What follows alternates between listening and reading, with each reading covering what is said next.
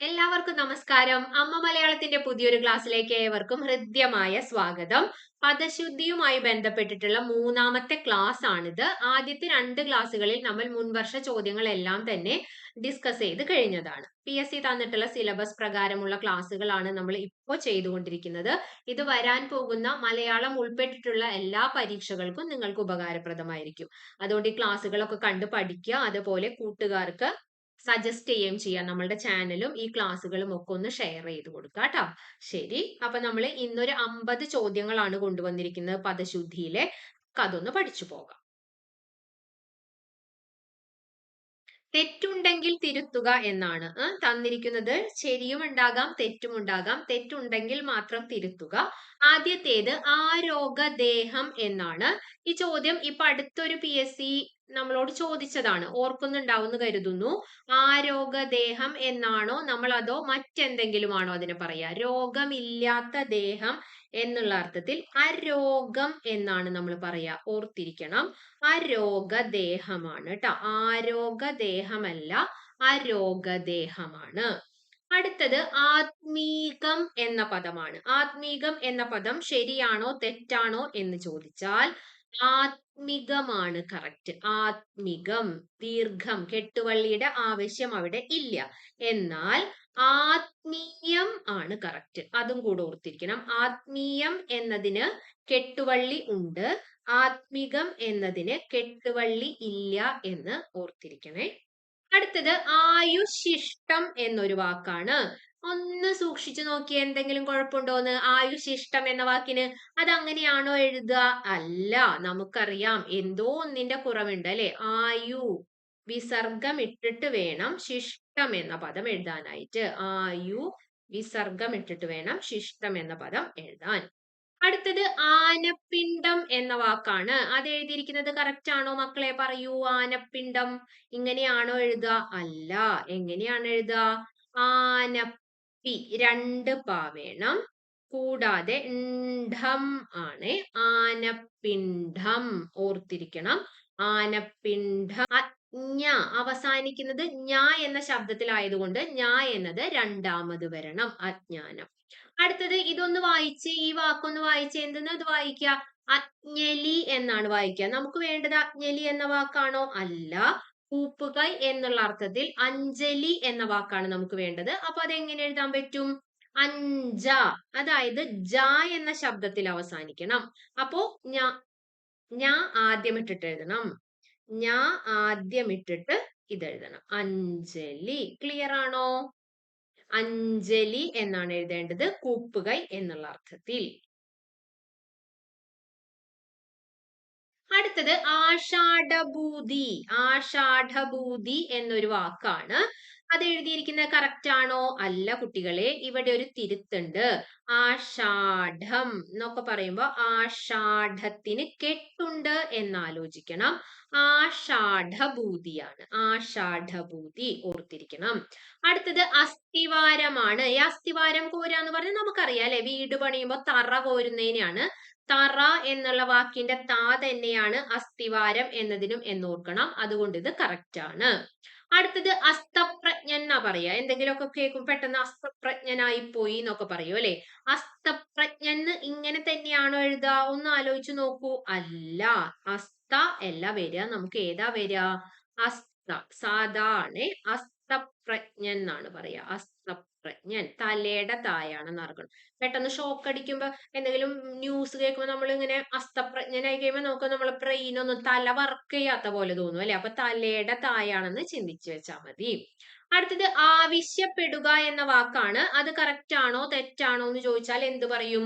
ആവശ്യപ്പെടുക എന്നാണോ നമ്മൾ പറയാ? അല്ല. നമ്മൾ പറയാ ആവശ്യപ്പെടുക എന്നാണ്. ഇവിടെ ഒരു വള്ളിയുടെ ആവശ്യമില്ല. ആവശ്യം എന്നല്ല പറയാ, ആവശ്യപ്പെടുക എന്നാണ്. ഇപ്പൊ 16 വാക്കുകൾ നമ്മൾ പഠിച്ചു കഴിഞ്ഞു. ഇനി നമ്മൾ അടുത്ത സ്ലൈഡിലേക്ക് പോവാണ്. ഇളനീർ ഇങ്ങനെയാണ് എഴുതുക. സാധാരണ നമ്മൾ എന്തിനാ ഇളനീര് കുടിക്കുന്നത്? ക്ഷീണം മാറ്റാനാണ് അല്ലെ. അസുഖങ്ങളൊക്കെ വരുമ്പോൾ ശരീരത്തിൽ ഭക്ഷണമൊക്കെ കഴിക്കാണ്ടാകുമ്പോൾ ഗ്ലൂക്കോസിന്റെ അളവൊക്കെ കുറയും. അപ്പൊ ഗ്ലൂക്കോസ് ഒക്കെ കുടിച്ച് കുറച്ച് എനർജി വരാനാണ് നമ്മൾ ഇളനീര് കുടിക്കുന്നത്. എനർജി വരുന്നത് കൊണ്ട് തന്നെ 2 ന ഉപയോഗിക്കണം.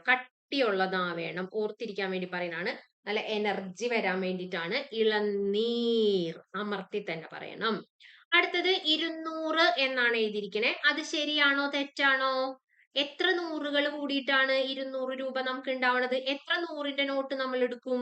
200 200 കൂടി, അതായത് 200 കൂടിയിട്ടാണ് 200 ഉണ്ടാവുന്നത്. അതുകൊണ്ട് ഇതിന് ഇരട്ടിപ്പില്ല എന്ന് ചിന്തിക്കണം. 200ന്റെ നോട്ടുകളാണെന്ന് ചിന്തിച്ചു വെക്കണം കേട്ടോ. 200.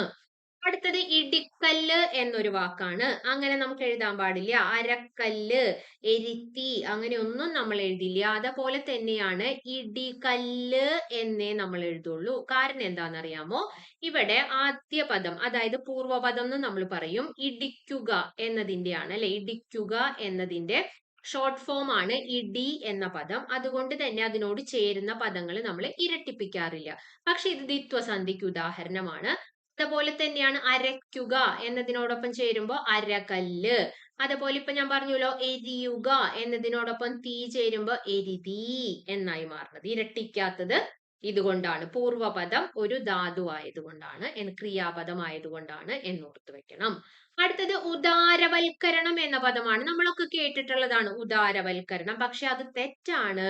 ഉദാരീകരണം എന്നാണ് പറയാ ട്ടാ. ഉദാരീകരണം. ഉദാരവൽക്കരണം എന്ന പദത്തിന് പകരം ഉദാരീകരണം എന്ന വാക്കാണ് നമ്മൾ ഉപയോഗിക്കുക. അടുത്തത് ഉച്ഛിഷ്ടമാണ്. സുരേഷ് ഗോപിയുടെ ഡയലോഗ് ഒക്കെ ഓർമ്മ വരുന്നുണ്ടാവും എന്ന് വിചാരിക്കുന്നു. ഉച്ഛിഷ്ടം എന്ന് നമ്മൾ എഴുതാ. ഉച്ഛിഷ്ടം അച്ഛന്റെ ചാ തന്നെയാണെന്ന് ആലോചിക്കണം. ഒന്നിങ്ങനെ വെറുതെ ജസ്റ്റ് ഇങ്ങനെ ഓർത്തിരിക്കാൻ ഇങ്ങനെ ചിന്തിച്ചാൽ മതി.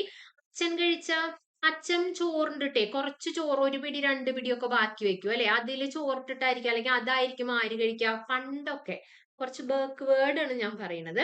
അച്ഛന്റെ ബാക്കി കഴിക്കാൻ ഇഷ്ടപ്പെടുന്ന ഒരാൾ നമ്മളെ വീട്ടിലുണ്ടാവും, അമ്മയാണ് അല്ലെ.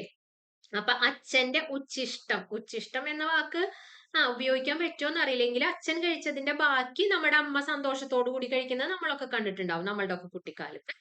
ഉച്ഛിഷ്ടത്തിനും അച്ഛന്റെ ചാ തന്നെയാണെന്ന് ഓർക്കണം. അത് ഓർക്കാൻ വേണ്ടിയിട്ടാണ് ഇത് പറഞ്ഞത്.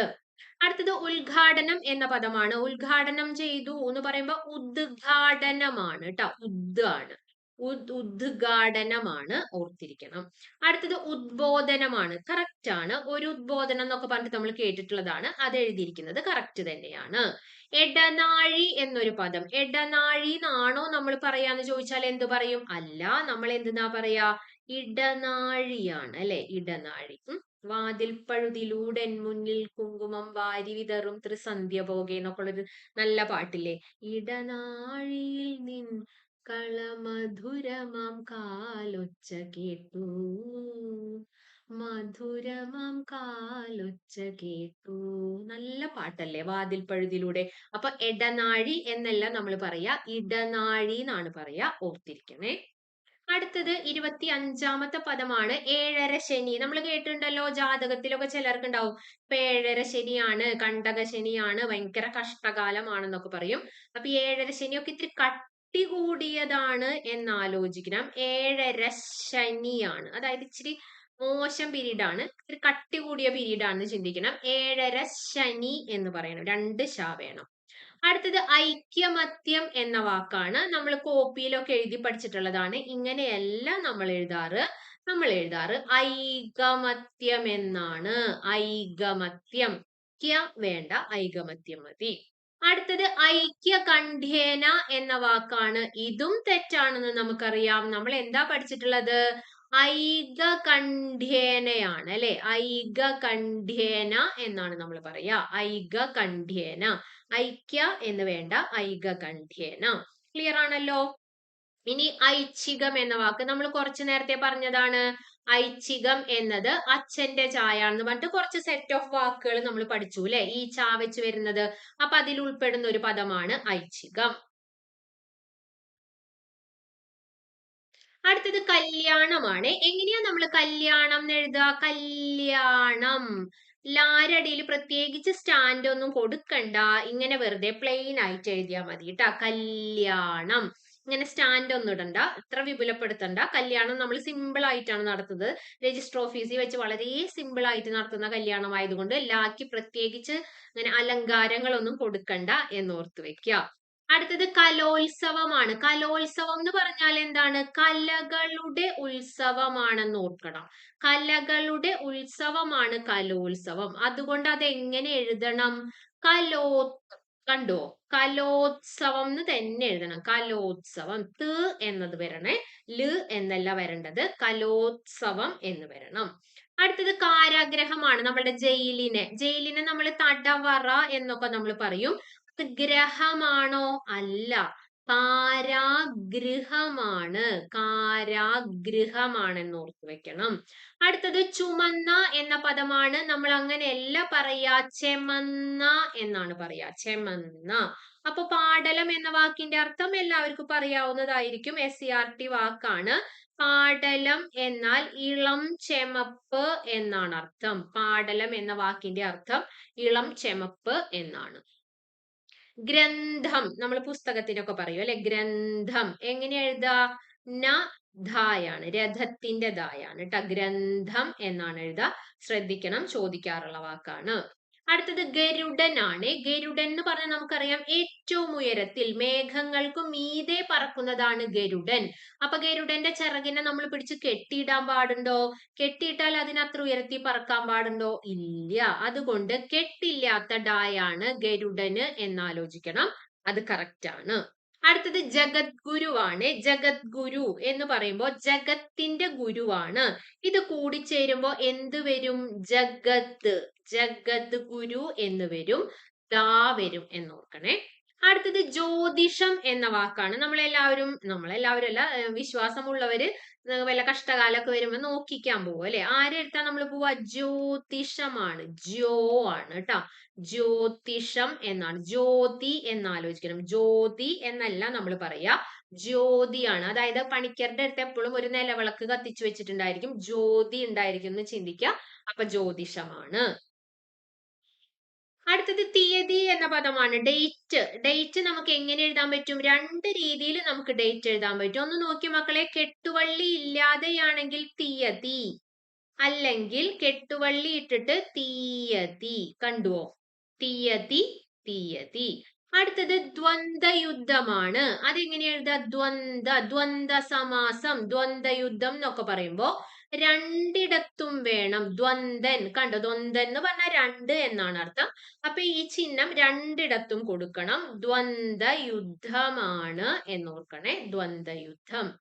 അടുത്തത് ദൈന്യത എന്നൊരു പദമാണ്. അങ്ങനെ ഒരു പ്രയോഗം ഇല്ല. പകരം ദൈന്യം എന്നോർത്താ മതി. ദൈന്യത എന്ന് പറയണ്ട, ദൈന്യം എന്നോർത്താ മതി. അടുത്ത വാക്ക് പുരസരം എന്നാണ്. നമ്മൾ എങ്ങനെയാ പറയാ? വിനയ പുരസരം സമർപ്പിക്കുന്നു, അല്ലെങ്കിൽ അഭിമാന പുരസരം സമർപ്പിക്കുന്നു എന്നാണ് പറയാ. അപ്പൊ എല്ലാം നമ്മൾ പുരസരം എന്ന് പറയുമ്പോ രണ്ട് സായാണ് കേട്ടോ. നമ്മൾ ഒരാൾക്ക് സമർപ്പിക്കല്ലേ, ഇച്ചിരി കാര്യമായിട്ടാണ് നമ്മൾ സമർപ്പിക്കുന്നത്. പുരസരമാണ്. പുരസരം. രണ്ട് സായുണ്ട്, ഓർക്കണേ. അടുത്തത് പാദസ്വരമാണ്. നമ്മൾ കുറച്ചിങ്ങനെ എഴുതുമ്പോ കുറച്ച് സ്റ്റൈലിനൊക്കെ വേണ്ടിയിട്ട് പാദസ്വരം എന്നൊക്കെ പറയും. പക്ഷെ അത് തെറ്റാണ്. പാദസരം എന്ന് സിമ്പിൾ ആക്കി പറഞ്ഞാൽ മതി. പണ്ടാണ് ആൾക്കാർക്ക് ഇങ്ങനെ ആർഭാടമുള്ള പാദസരമൊക്കെ ഇഷ്ടം. ഇപ്പൊ എല്ലാവർക്കും സിമ്പിൾ പാദസരങ്ങളല്ലേ ഇഷ്ടം.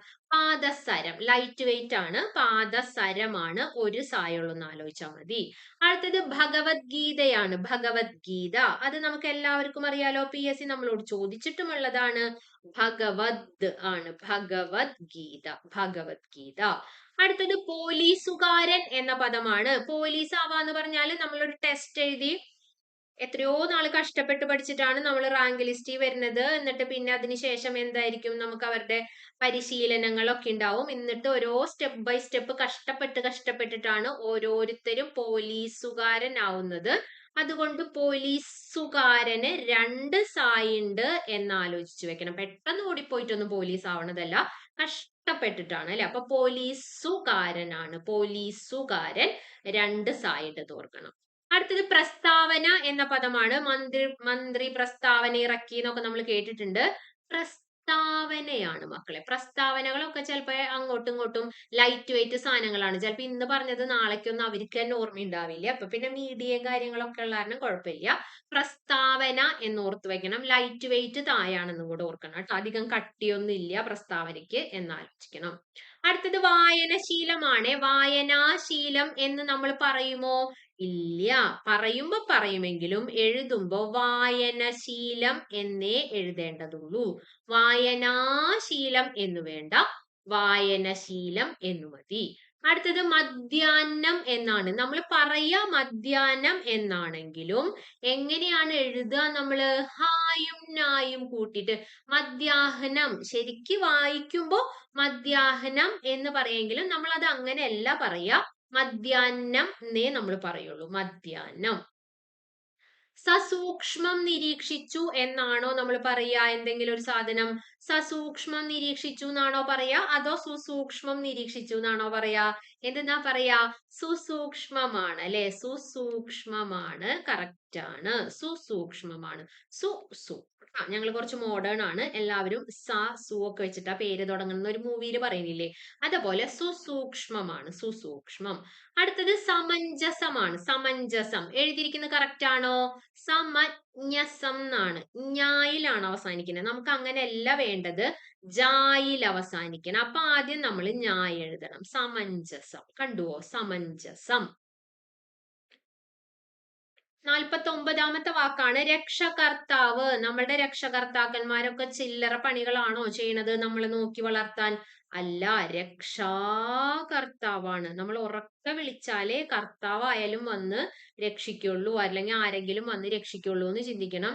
രക്ഷ രക്ഷ എന്ന് പറഞ്ഞിട്ട് കാര്യമില്ല. രക്ഷാ രക്ഷാ എന്ന് പറഞ്ഞിട്ട് ഉറക്കെ വിളിച്ചാലേ കർത്താവോ അല്ലെങ്കിൽ ഏതെങ്കിലും മനുഷ്യന്മാരൊക്കെ വന്നിട്ട് നമ്മൾ രക്ഷിക്കുള്ളൂ എന്ന് ചിന്തിക്കണം. രക്ഷാകർത്താവാണെന്ന് ഓർക്കുക. അടുത്തത് വൈശിഷ്ട്യം എന്ന വാക്കാണ്. വൈശിഷ്ട്യം. വൈശിഷ്ട്യം എന്ന് അത്രയ്ക്ക് നമ്മൾ ഉറപ്പിച്ചു പറയണ്ട, അമർത്തി പറയണ്ട. വൈശിഷ്ട്യം എന്ന് പറഞ്ഞാൽ മതി. വൈശിഷ്ട്യം എന്ന് പറഞ്ഞാൽ മതി. അപ്പൊ ഇതാണ് 50 പദങ്ങൾ കൊണ്ടുവന്നത് ഇന്നത്തെ ക്ലാസ്സിൽ. അപ്പൊ എല്ലാം ഒന്നുകൂടെ ഒന്ന് മനസ്സിരുത്തി പഠിക്കുക. തെറ്റിപ്പോണത് ഏതെങ്കിലും ഉണ്ടെങ്കിൽ 5 പ്രാവശ്യം എഴുതി പഠിച്ചാലും വിരോധമൊന്നുമില്ല. നമുക്ക് പരീക്ഷയ്ക്ക് മാർക്ക് കിട്ടണം. അത്രയേ ഉള്ളൂ അല്ലെ? അപ്പൊ ഏകദേശം എനിക്ക് തോന്നുന്നു ഒരു 100ഓളം പദങ്ങൾ നമ്മൾ ഇതുവരെ പഠിച്ചു കഴിഞ്ഞിട്ടുണ്ടായിരിക്കും. ഒരുവിധം കാര്യങ്ങളൊക്കെ കിട്ടിക്കാണും എന്ന് വിശ്വസിക്കുന്നു. അപ്പൊ ബാക്കി നമുക്കിനി അടുത്ത ക്ലാസ്സിൽ കാണാം. Thank you.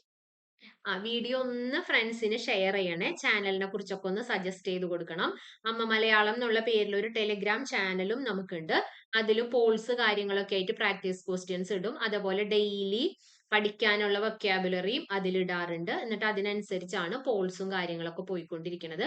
അപ്പൊ താല്പര്യമുള്ളവർക്ക് അമ്മ മലയാളം എന്ന നമ്മളുടെ ടെലിഗ്രാം ചാനലിലും ജോയിൻ ആവാവുന്നതാണ്. Thank you dears. ബൈ.